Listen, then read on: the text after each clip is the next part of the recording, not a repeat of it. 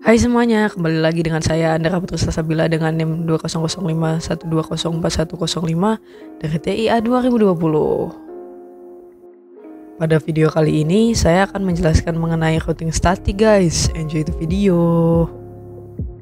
Pertama, pengertian. Pengertian routing static adalah jenis routing yang dilakukan admin atau pengelola jaringan untuk mengkonfigurasi informasi tentang jaringan yang dituju secara manual. Yang kedua, ciri-ciri routing static.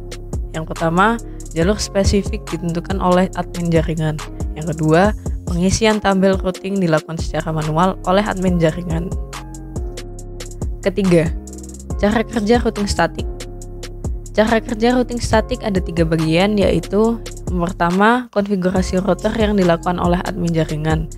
Yang kedua, router melakukan routing berdasarkan informasi yang diterima dari tabel routing.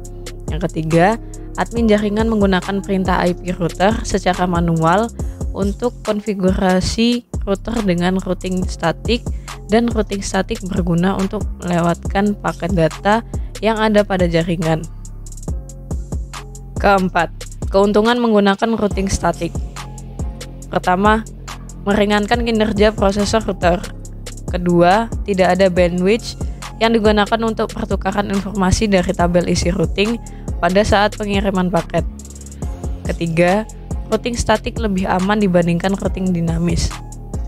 Yang keempat, routing static kebal dari segala usaha hacker untuk men-spoof dengan tujuan membajak traffic.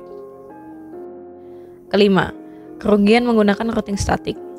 Yang pertama, administrator jaringan harus menggunakan semua informasi dari masing-masing router yang digunakan. Kedua, hanya dapat digunakan untuk jaringan berskala kecil.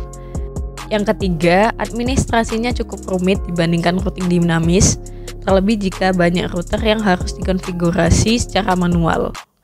Yang keempat, rentan terhadap kesalahan saat entry data routing static yang dilakukan secara manual.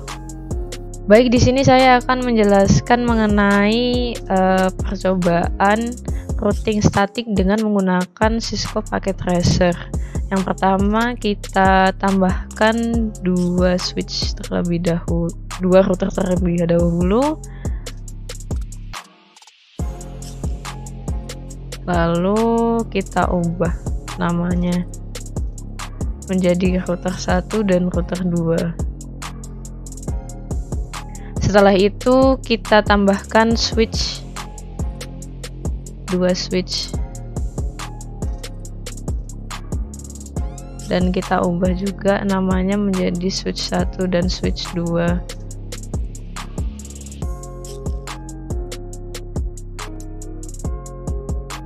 Setelah itu kita siapkan 4 PC, 2 PC pada switch 1, lalu 2 PC untuk switch 2. Lalu kita ubah namanya juga menjadi PC 1, 2, 3, dan 4.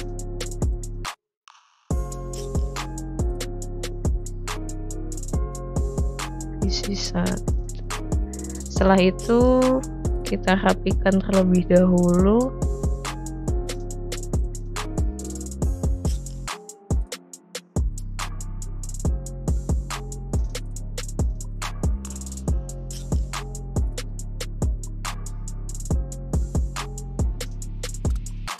Setelah sudah rapi, lalu kita sambungkan dengan menggunakan connection kabel. PC 1 ke switch 1, PC 2 ke switch 1, lalu PC 3 ke switch 2, PC 4 ke switch 2 juga. Lalu switch 1 kita sambungkan ke router 1, switch 2 kita sambungkan ke router 2. Setelah itu kita sambungkan router 1 ke router 2. Setelah itu mari kita atur IP address pada masing-masing PC. Yang pertama kita atur IP address-nya pada PC yang pertama menjadi 192.168.11 lalu kita copy saja biar lebih gampang. Pada subnet max-nya tetap, kita ubah default gateway-nya menjadi 192.168.1.254. Setelah sudah, kita atur juga pada PC yang kedua IP address-nya kita ubah menjadi 2. Lalu ini subnet max-nya tetap. Terus pada default gateway-nya kita ubah menjadi 254 seperti yang tadi. Setelah sudah, kita atur juga pada PC yang ketiga, kita ubah menjadi 192.168.2 lalu 3. Kita copy lagi agar lebih gampang. Pada subnet max-nya kita tidak ubah, jadi biarkan tetap seperti itu. Lalu default gateway-nya menjadi 192.168.2.254. Setelah sudah, kita atur juga yang PC keempat, kita ubah menjadi 4. Subnet max-nya tetap, lalu default gateway-nya tetap seperti yang tadi pada PC 3, yaitu 192.168.2.254. Setelah sudah, kita atur fast eternal, yaitu IP address pada router 1.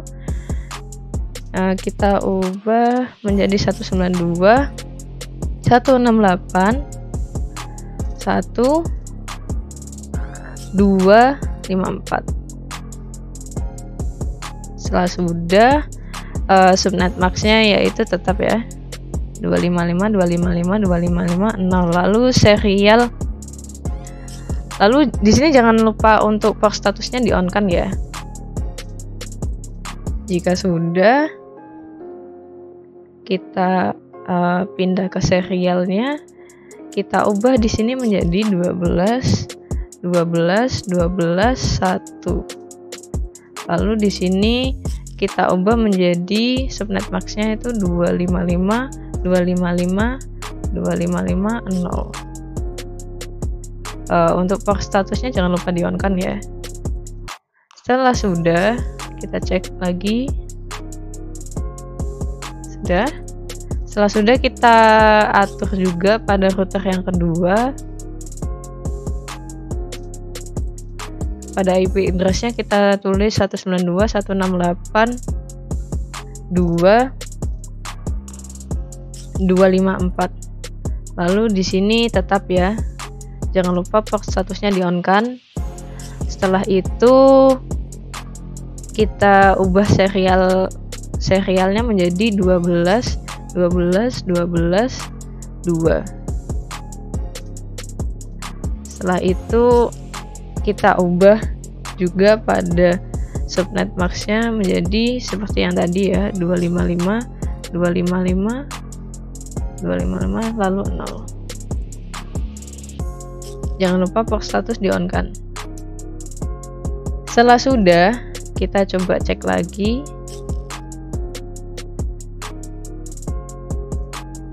Sudah on. Lalu di sini juga sudah. Jika sudah, kita kembali lagi ke router yang pertama. Kita ubah di sini di statiknya, di network kita tambahkan menjadi 192.168. Lalu kita tambahkan ke network yang kita tuju, yaitu router kedua. Jadi kita isi 2 lalu 0. Pada max-nya ini kita isi menjadi 255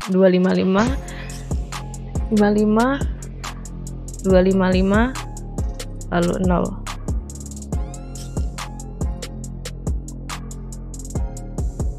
Lalu pada next hop-nya kita isi sesuai serial yang tadi kita isi di sini ya. serial IP address-nya di sini, tapi yang kita isi di sini yaitu next hop tujuan. Jadi yang kita isi pada router kedua itu kita masukkan ke sini. Jadi 12 12 12 2. Setelah sudah, kita cek lagi. Sudah, lalu kita add. Setelah sudah, kita menuju ke router yang kedua. Kita isi juga statiknya seperti tadi. Network tujuannya yaitu network router 1. Jadi kita isi 192.168.1.0. Lalu pada max-nya tetap ya 255 255 255 0. Setelah sudah, kita next hop-nya kita isi serial IP address-nya pada router yang pertama yaitu 12 12 12 1. Setelah sudah, kita cek juga. Sudah, lalu kita add. Nah, setelah sudah kita akan mencoba untuk ping. Kita coba ping ke PC 3 yaitu 192 168 23.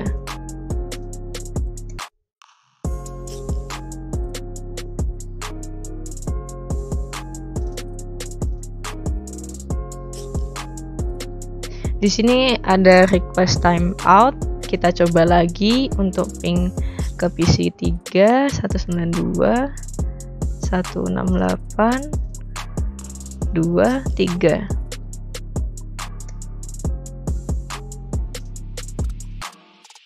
Baik, di sini sudah tersambung, sudah sukses. Lalu kita coba ping ke PC 4 yaitu 192 168 24.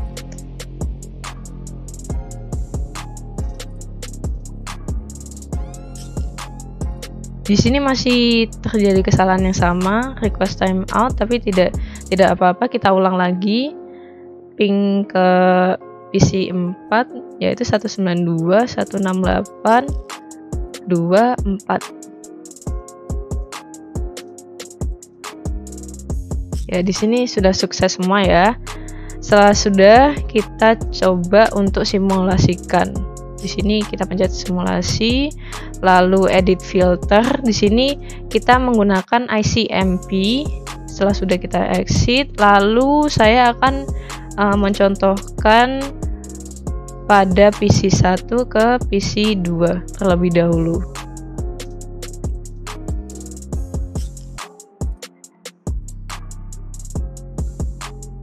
PC 1 akan mengirimkan ke switch, lalu switch akan mengirimkan ke PC 2. Setelah itu akan balik lagi ke switch. Setelah dikirim ke switch, lalu dikirim lagi ke PC 1. Nah, di sini ada centang, berarti artinya sukses. Lalu kita coba lagi contoh yang kedua, yaitu PC 1 ke PC 3. Kita coba jalankan. PC 1 akan mengirimkan ke switch yang pertama, lalu switch yang pertama akan mengirimkan ke router yang pertama. Setelah sudah, router pertama akan mengirimkan ke router kedua, lalu dikirimkan ke switch yang kedua. Setelah itu, switch kedua akan mengirim ke PC 3.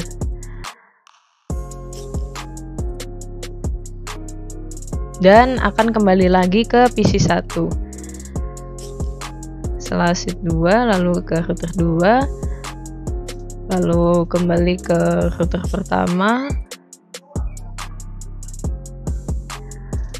lalu router pertama akan mengirim ke switch yang pertama, lalu dikirim lagi ke PC yang pertama.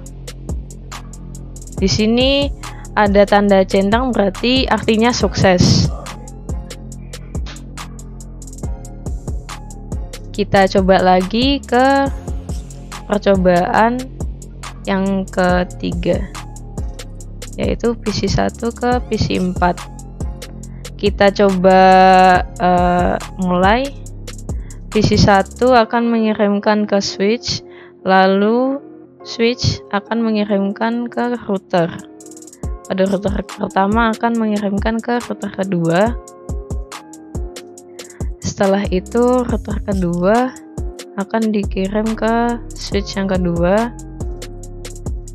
Setelah itu ke PC 4, lalu PC 4 akan mengirim balik melalui switch 2, router 2, lalu dikembalikan ke router 1, switch 1, lalu ke PC 1 lagi. Dan kita tunggu hasilnya.